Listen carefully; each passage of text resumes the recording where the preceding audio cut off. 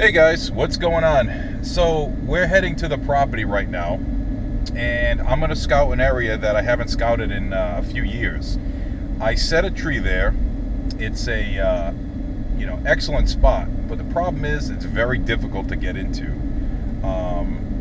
Never really hunted it.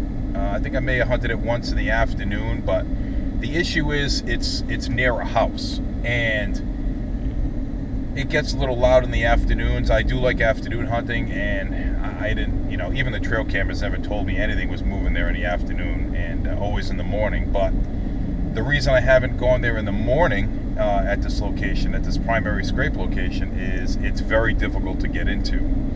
Now, sometimes you're going to run into spots where they're excellent spots to hunt, but you just can't hunt them. You just can't figure a way to get in there without spooking animals. So I have to go through somewhat of a field to get there. I have to go through a feeding area loaded with oaks in order to get to this tree. There's no real back way to get in there. If I do go through the back way, it's trekking through the swamp, which is really, really difficult to do early in the morning. I like to get in my tree very early, at least an hour and a half, 2 hours before daylight, just so deer can pass me, kind of settle down if I do settle anything. But like I said, this area is very difficult to get into. So what I'm going to do today is go there because I want to just double check, see if the bucks are still using that area, which I'm sure they are. See what we find, and also use it as like a secondary rut spot or a pre-rut spot. Meaning I have 2 spots on her property, 3 spots actually, that are really good pre-rut spots.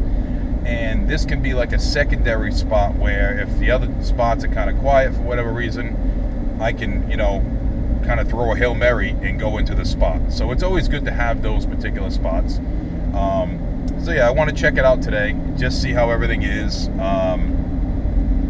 See how the tree is, still prepped, that it didn't fall down with any windstorms. Clear any shooting lanes if I need to clear anything out, and just overall see if any new scrapes popped up, see how the area looks, because I haven't been back there in, like I said, a few years. So a lot of areas sometimes change, trees fall and deer's patterns kind of shift a little bit, so we'll see, and we'll go from there. I'll catch up with you when I get in the woods.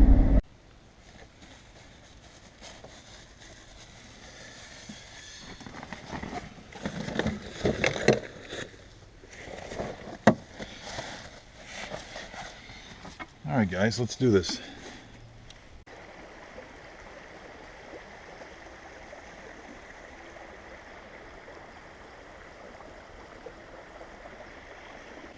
All right, guys, so here's a nice scrape right here, old, from this year. It's like a nice little trail, so you got a lot of swamp in there, more swamp back there. So good to see. That was there the last time I was here years ago. So can't really hunt in this general area because there's not a lot of trees. I mean, possibly that tree right there, but it's so thick with a lot of young stuff. So here's another big scrape right here. I mean, that tree would be perfect, this big sucker, but again, it's so hard to get here. What I'm going to have to do is definitely set up a camera again in here just to see what time they're really moving in here, which I'm assuming early in the morning, middle of the night. But if I'm getting some daytime activity, it might be good. But yeah, that's 2 scrapes. So we got a nice little scrape line here. And there was a really big scrape here years ago too. Big primary scrape. Looks a little different in here. Some trees fell down, some brush scraped up for sure. Big tree came down here. Wow, yeah, really big tree. That's exactly what this scrape was. So, man, yeah, looks different here. Looks different. Absolutely. Let's keep on going. All right, guys, unfortunately I had to backtrack. I hit the stream and we had so much rain. We had like 4 inches of rain a couple days ago, and it flooded that stream out so much that it's well over my boots, and I didn't have any I don't have my hip boots on, so I just have my rubber boots. So I had to backtrack, go around the back way here, but no issue because it's just as good and it's gonna get us to where we want to go. But yeah, this is actually an interesting spot too. It's thick, a lot of oaks, but we're kind of a little bit of ways away from where we definitely want to go. But once I get there, I'll definitely show you. All right, guys, so I didn't find much walking in here, but then I came across this big primary scrape right here, and it's in the thick, and you know, it's in a transition area from the swamp to more bedding over there. So, but this is what you want to find, okay? You got your licking branches, you got one that's broken off from years ago. All right, this is something you want to mark down because, you know, because there's so much cover around, they'll visit this during daylight hours. All right, so, but look where it's at. You know, it's really tight in here. It's kind of very difficult to get any kind of shot in here, but that's really good to see. So, yeah, we're going to continue. I'm uncertain exactly where my tree is. I believe it's that way where I have set up, but you know, like I said, again, that's really good good sign so far. And where it is more important than how big it is or how many you find. It's where it is, because if you find these scrapes in, again, wide open areas, it's kind of pointless. And you just heard a dog bark, so I know where the house is. So like I said, this afternoon it's very difficult to hunt this area because this area is a lot of noise, and these deer just don't like the noise, so they come here after dark. But that can be visited during the daylight hours, guys. So, all right, let's keep on going. All right, guys, so I found the trail that I get into my stand. So my stand's not far, and I think I found another scrape here. It might even be a bed of some deer dung in it right there. So it's tough to really tell. It'll probably be like a single doe. But yeah, the house is back there. And you know, sometimes hunting these spots near houses or whatever, you think, they're not going to be over there. And that's probably exactly where they're going to be, especially on public land, because they go where people don't. And all the hunters that go deep in the woods think deeper is better, and that is absolutely not the case. That's the opposite of the case. But you have to go where, you know, the people just don't go.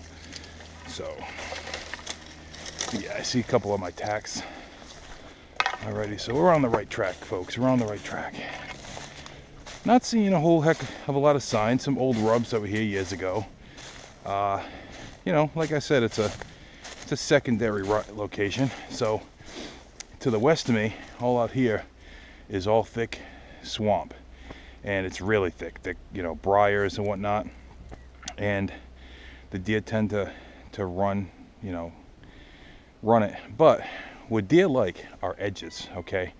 Edges from the swamp to, say, you know, the trees, I guess you would say, right? They love running the edges. Always look for the edges when you're hunting. Don't just feel like, oh, I'm in a oak grove, I'm gonna hunt here. No, focus on the edges, and this is an edge. It gets really thick about 25-30 yards away from me, where it's almost impossible to get into. They get into it, and there's a road right over there too. So, but yeah, you see there were some bruises back here. You got some old rubs from years ago right here. And yeah, my tree is right here, guys, and man, a lot happened. So here's my tree right here, and you know, it's again one of those spots where it's so. You know, I have all the rubs behind me, the scrapes behind me way back there, okay? And, you know, it's not bad. It's not a bad, I mean, you got deer trails coming here and here. That's why I picked it. It's like a little bit clearing in the middle of the swamp. And, you know, they tend to run it. But like I said, it's very difficult for me to get in here. It's only a morning spot. And I know that I'm going to spook some animals coming in. But when my other spots just don't produce very well, I'm not seeing a lot of big deer, you know, this is what you want to do. you know, hunt these type of spots. So, but yeah, real quick, I would have to trim up some of these branches a little bit, clean up my shooting lanes, clean this stuff up. And yeah, I use screw steps for this one here. And you know, screw and steps are okay, but after a certain amount of years, the tree grows and you're not going to be able to get them out like that one you might. But a rough bark tree, it's, you know, but you know, screw and steps now are really expensive. I was getting them for like $1 a piece. Now they're like $4. So, and yeah, this tree, I did see some deer in this tree when I did hunt it in the afternoon a couple of times. Once or twice I hunted a little fawn during the pre-rut, and yeah, it's really not that spectacular. But what we're gonna do is keep on going, try to find some more sign, and go from there. All right, guys. So now I'm behind the tree and into the thick bedding, you know, and it's definitely a doe bedding area. I'm not seeing a whole hell of a lot of sign, which you're really not going to see a ton of sign. But sometimes the best areas are the ones that don't have a lot of sign. I mean, you know, big bucks just don't go around scraping and rubbing all day long. They like the thick stuff, and if you can hunt the thick stuff, that's where they're going to be. So the tree is over there about 100 yards or so, and I just follow this trail going into the bedding here. And I remember a couple of times when I did hunt this area, I blew a few deer out of here because it's really close to the bedding where they just bed down. They get a couple of acorns, and it's great, perfect area. They hear everything coming in. So it is, again, a difficult spot to hunt. So I call this the Hail Mary spot. So we're gonna keep on going a little bit and, you know, see what else we can find. But, you know, like I said, this area is not the greatest spot, but it's a great secondary spot. And also too, the reason I'm scouting it now is I have no intentions on hunting it right now. I don't have any, you know, the pre-rut's over, the rut's over. So I still plan to do some more hunting just for does. And you know, it's funny, you can tell right away that, you know, the stages of the rut. And what I mean by that is, you know, you start seeing a lot of bucks in, you know, middle October through November, and then it peters right off and you start seeing like one doe and here's a second doe, because you know one or two are already being bred. And then at the end of the season, you start seeing all the does bunched up. So now you know, all right, well, rut's pretty much over. But, big but, this time of year, the fawns that were fawns that were born in the spring, a lot of times late December, they come into estrus. So you have somewhat of a second rut, and that second rut can be really, really, really important because there's not a lot of does, and those big bucks are looking for that last doe. It doesn't last very long, but if you know where there's a few fawns on camera, and yeah, I would definitely hunt those areas, because potentially, especially in the afternoons, potentially something might come in.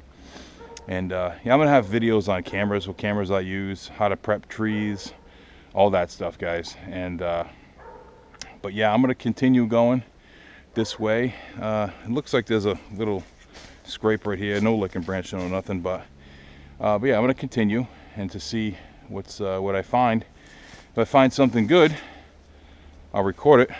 If not, I will see you on the next one. And I try to put up one video a week, and I like to get my pre-season scouting done and setups done early, because in February, if the weather's decent, I am fishing. So now's the time to do it, guys. Now's the time to get in the woods. And oh wow, look at that. Now that I like. And the reason being, look how tall it is. I mean, that is, my chest is right here. You got some tick marks. That was definitely pre-rut. That's a good sign. Okay, that got me a little excited. You know, I knew bucks were in here, but a little scrape over there. Tree's not too far, you know. All right, a couple little old ones there. But yeah, as I was saying here, get your trees done now. That's so important. Get them prepped, get them ready, and then stay out of the woods, because nothing hurts your hunting more than you being there. You know, less is definitely more. So, all right, guys, I'll see you on the next one, and hopefully you can like and subscribe, and I appreciate it. All right.